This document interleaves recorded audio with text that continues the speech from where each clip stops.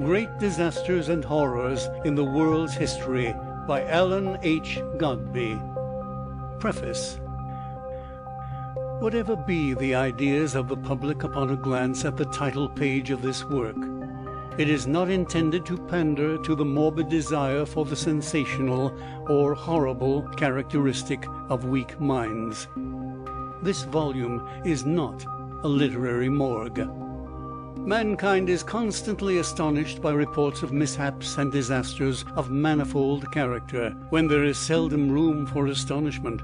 A large proportion of the calamities reported from day to day are directly due to the haste, greed, and heedlessness of man himself, and need no comment.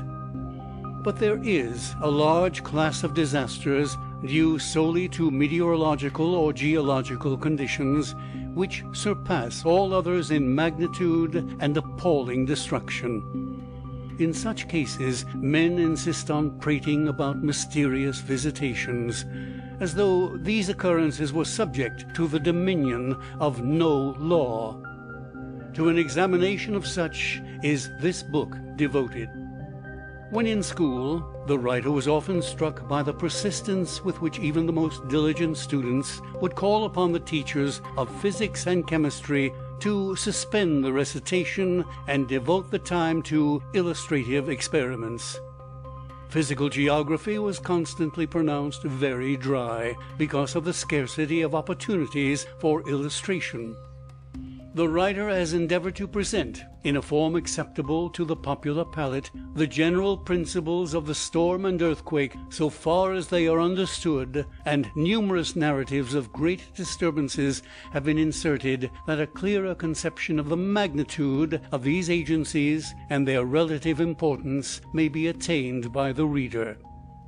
Much care has been spent in steering between Scylla and Charybdis. While it has been designed to avoid merely scientific data, there has been the equally delicate task of avoiding prolix narration and mere sensational tales. It is hoped that the result will be useful and interesting.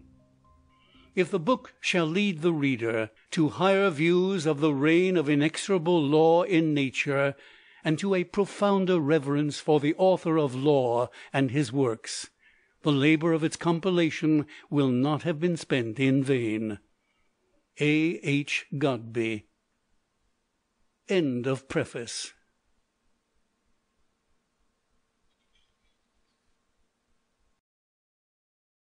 Great Disasters and Horrors in the World's History by Alan H. Godbey. Myths of the Winds. Gray in his mossy cave Aeolus stood, gazing in reverie at the distant sails that skimmed the surface of the glassy deep. Unvexed by blasts of Eurus' boisterous whims, the restless winds in leash about their lord, full often murmuring, plucked his floating robe, or stirred his tangled tresses with their breath, impatient at the lack of wilder liberty. Oh, sang the bard of the fabled cave of the winds. Thus the old Romans and Greeks have taught us to think and to speak of the spirits of the air. Thus the very name of spirit was originally identical with breath or wind. Those poetic old Hellenes, they contrived to find something delightfully human in all the phenomena of nature. The woods were peopled with fauns and dryads. Around the bend of yonder rushy stream a wary woodsman found a bathing nymph. Beyond that rock Actaeon saw the chaste Diana sporting in the crystal pool. Here is the spot where baffled Phoebus found his Daphne changed into a laurel tree. See you those stately poplars by the side of Italy's stream? There Phaethon's mourning sisters changed their fleshly robes for those green spires. From their waving boughs the cry of the kingfisher, Alcyone, reminds us that halcyon days may yet be in store for the most unfortunate. The response hurled back from yonder cliff warns us to drop a tear for the poor nymph Echo, whose unrequited love caused her to pine away till only a voice was left. To this day she answers every call, hoping to yet meet her love. That flaunting yellow flower is sprung from that very Narcissus who was so handsome that he fell in love with himself. 10,000 egotistic beauties of later days have not met so happy a fate. Hark! Was that the seashell of Triton? Neptune approaches with his Naiad train. You may see the plunge of his dolphin steeds. And see, what vision of incomparable loveliness is that! It is Aphrodite, goddess of love, sprung from the foam of the sea, as fragile as the fleecy mass from whence she came, as inconstant as the tossing wave on which she dances. How can love be otherwise, since she is its queen? In the sky above you see the beautiful Andromeda with the radiant Perseus. There Hercules yet wields his club and wears his lion skin, and there it is vanished. The disenchantment is complete. Modern civilization has replaced the nymph with the peasant, and the faun with the brigand. The pipe of Pan is forever silent. Marsyas is revenged, for Apollo is no more. Jupiter dethroned Saturn. Jupiter has long since been dethroned. Where are the hands that penned those beauteous fancies, the bards that sung the deeds of the gods? Dust and ashes, these 2,000 years. Their works live after them. Passing centuries have not improved upon their lovely fantasies. It may be because they could not. Rome has named the months of our year. Norway has aided to name the days of our week. Easter preserves the name of Astara, Teuton goddess of springtime, of new life, new light. So the names of the winds remain. Auster, the south wind, has his memorial in Australia. Zephyr, the gentle west wind, is still a theme for poet's song. Rude Boreas, blustering railer, will always find a home in the north. Civilization has not driven him from his domain. Aeolus, the master spirit, most powerful because most delicate and beautiful, still stirs our wind harps with his breath. The spirits of the air are as boisterous and untamed as in the days of Aeneas. And what figures would appeal more strongly to the imagination than these simple personifications? How can too great importance be attached to the part the winds perform in the economy of nature? Without them the land would become a Sahara, the seas would be covered with a London fog. In the rustle of the breeze, as well as the roar of a hurricane, there is purpose and energy. The hand that guides one controls the other. He holdeth the wind in his fists. In every age man's imagination has been strongly influenced by the mysterious or unknown. There is little play for poetic sentiment in the cold practicality of science. That which is clearly comprehended loses half its charm. The botanist carefully plucks to pieces a flower. It is analyzed and all its mechanism understood, but it is no longer a flower. The alchemist has produced the wonderful science of chemistry, but the philosopher's stone and the secret of producing gold are forever numbered among the shadowy myths of the past. The explorer has roamed in countless climes amid a myriad perils. 1,000 treasures has he given to the world, but his El Dorado and the fountain of perpetual youth have become as a dream in the night. And thus for aye will phantoms vanish as we grasp. Truth bears a magic wand, at whose touch the unreal dies as a snowflake in a flame.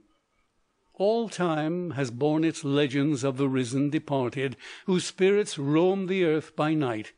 but we have not proved that the dead have done in 6,000 years so much evil as the living in a single day. So one by one our cherished fables disappear. The steam engine seems a thing of life, but we don't find a hidden genie therein. Electricity, one of the youngest of man's practical discoveries, has become the most easily controlled. The bolts of Jove are the prisoners of man. The river is harnessed to the mill and factory.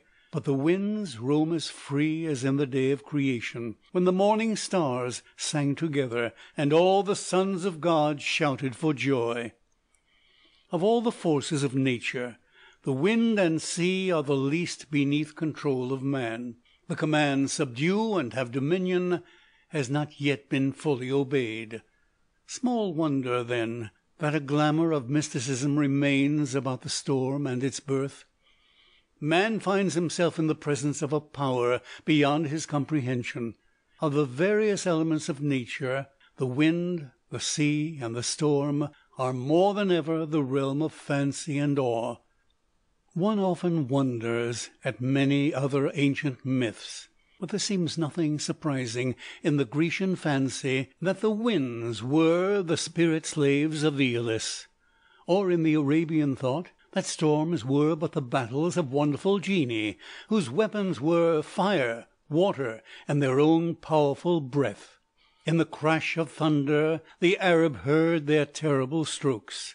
The Northman beheld giants contending now with each other, now with the giants of frost or of fire, now resting a moment in their cavern home, and now chasing the clouds like frightened sheep from their realm of Mistheim.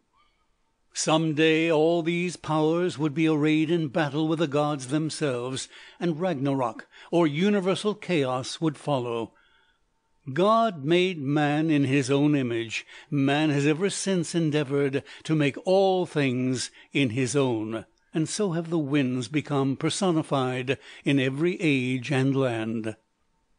Charles Kingsley has given us a beautiful picture of the air mothers, and the part they play in the realm of nature. Compare the ancient with the modern. We now know the laws and the work of the winds, but we have not found a better manner of picturing them. They are still the beautiful spirits of the air, the Peris of the upper deep, thoughtless in life, weeping repentant tears in the hour of their death. Who are these who follow us softly over the moor in the autumn evening? Their wings brush and rustle in the fir boughs, and they whisper before and behind us, as if they call gently to each other, like birds flocking homeward to their nests. The woodpecker on the pine stems knows them, and laughs aloud for joy as they pass. The rooks above the pasture know them, and wheel around and tumble in their play. The brown leaves on the oak tree know them, and flutter faintly, and beckon as they pass. In the chattering of the dry leaves there is a meaning, and a cry of weary things longing for rest. Take us home, you soft air mothers. Now our fathers, the sunbeams are grown dull. Our green summer beauty is all draggled, and our faces are grown wan and thin, and the buds, the ungrateful children whom we nourished, thrust us off from our seats. Waft us down, you soft air mothers, upon your wings to the quiet earth, that we may go to our home, as all things go, and become air and sunlight once again. The bold young fir seeds know them, and rattle impatiently in their cones. Blow more strongly, blow more fiercely, slow air mothers, and shake us from our prisons of dead wood, that we may fly and spur away northeastward, each on his horny wing.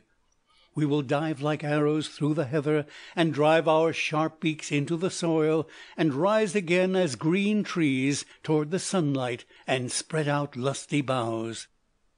They never think, bold fools, of what is coming to bring them low in the midst of their pride, of the restless axe which will fell them, and saws which will shape them into logs, and the trains which will roar and rattle over them as they lie buried in the gravel of the way, till they are ground and rattled into powder, and dug up and flung upon the fire, that they too may return home like all things, and become air and sunlight once again. The air mothers hear their prayers and do their bidding, but faintly, for they themselves are tired and sad, and their garments rent and worn. Ah, how different were those soft air mothers when, invisible to mortal eyes, they started on their long sky journey 5,000 miles across the sea. Out of the blazing cauldron which lies between the two new worlds they leaped up, when the great sun called them, in whirls and spouts of clear hot steam, and rushed to the northward, while the whirling earth ball whirled them east.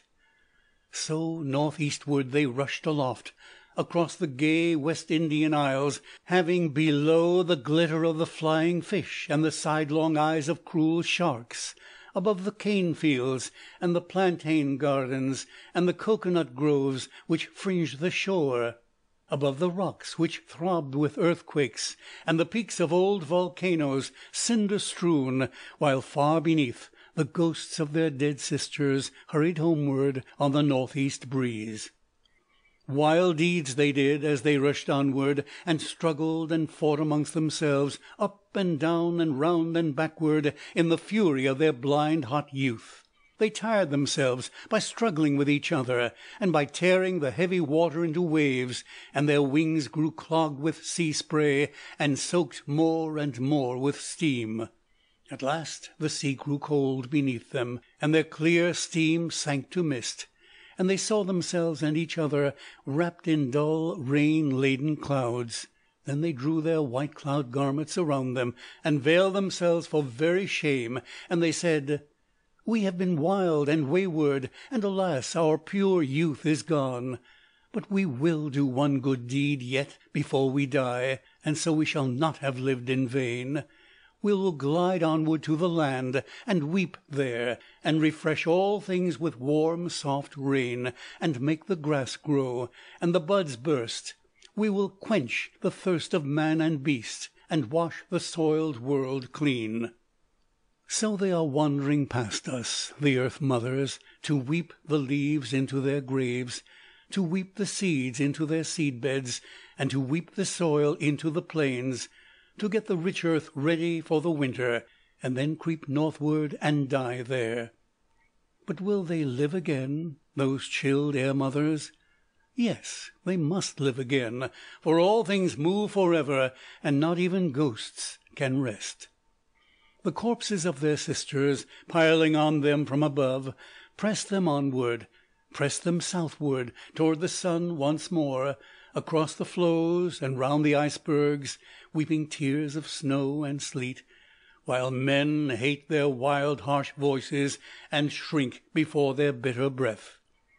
They know not that the cold, bleak snowstorms, as they hurtle from the black northeast, bear back the ghosts of the soft air mothers as penitence to their father, the great sun. But as they fly southward, warm life thrills them, and they drop their loads of sleet and snow, and meet their young live sisters from the south, and greet them with flash and thunder peal. Men call them the southwest wind, those air mothers, and their ghosts, the northeast trade, and value them, and rightly, because they bear the traders out and back across the sea. And so they live, and so they die, those beautiful air mothers, for life is evermore fed by death, and in their wayward course they bring the early and the latter rain, so long as time shall be, seed time and harvest, and summer and winter shall not fail. And men love them, and welcome each in their turn, whether laden with the pure white snow or the cooling moisture of the distant sea. For man is a fickle creature, and remains constant to none. In summer he sings of the Arctic winds, and in winter he longs for the breath of the south. For, like the air mothers, his course is ever onward, seeking that which he has not. Yet sometimes in his discontent he would curse the soft air mothers, but without them he could not live. But the bard knows them all, and will sing of their deeds till the sun waxes cold with the weight of years. End of Chapter 1.